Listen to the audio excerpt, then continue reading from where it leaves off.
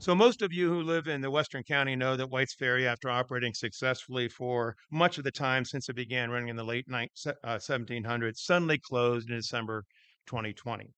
The ferry is part of the history, culture, and economy of the Western County and the Ag Reserve. And White's Ferry itself is a living history example of farming and the small town life that exemplifies what the Ag Reserve was and is today. While many are familiar with White's Ferry, having used it to cross the river or as a jumping off point for hiking on the C&O Canal, it's a fair bet that far fewer know the history of the ferries along the Montgomery County segment of the Potomac River and the C&O Canal, including White's Ferry, and the role they played in the evolution and growth of Montgomery County, especially our farming area in the Western County.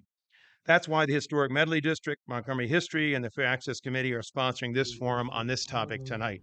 This is all related to the closing of White's Ferry and looking at the historical background of the ferries as a group. As you heard, we're going to be focusing on the historical significance of the Potomac River ferries and importance really that White's Ferry retains today despite its lamentable closure. As Link so well put it, a living history example of a long heritage of close ties between Western Montgomery County and Loudoun County across the Virginia River. 6 ferries in Montgomery County, the stars there that you see, once existed beginning in colonial times. Now, the 2 lower stars there are inside what is D.C. today, but at the time that was part of Montgomery County. Perhaps the best way to underscore the ferry's importance is pointing out that there was no Potomac River Bridge anywhere in Montgomery County until well into the 20th century, the infamous American Legion Bridge, when the Beltway opened. So, for most of the county's history, ferries were the main means of getting across the Potomac. As you heard, transporting both people and goods, and thus for centuries through generations, creating those important and lasting economic, social, and cultural ties, linking together, as I said, Western Montgomery County and the Leesburg area. Thank you very much for inviting me.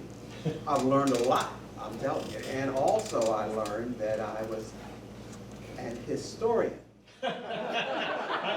Did I get that wrong? I think you get that title. We're all historians. Yeah. Everybody our age is a historian. I think you get that title because when you reach a certain age, you become a historian.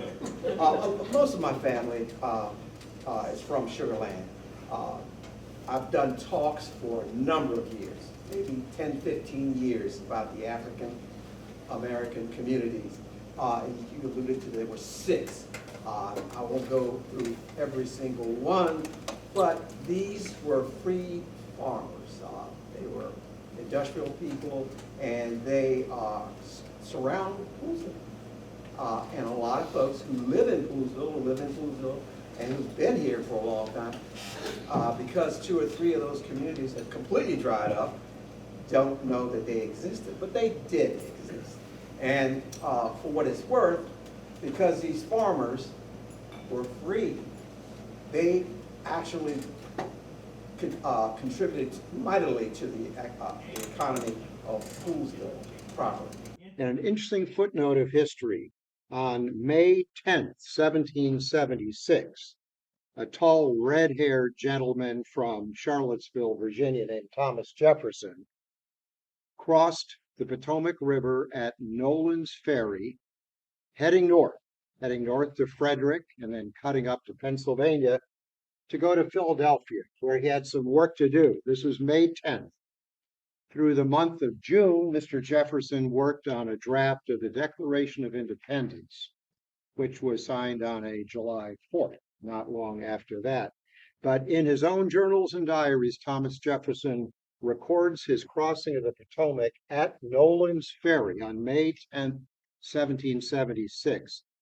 The American Legion Bridge, which is where we began this talk, the dreaded American Legion Bridge. And what better way to show how good it would be to have the ferry alternative up county restored.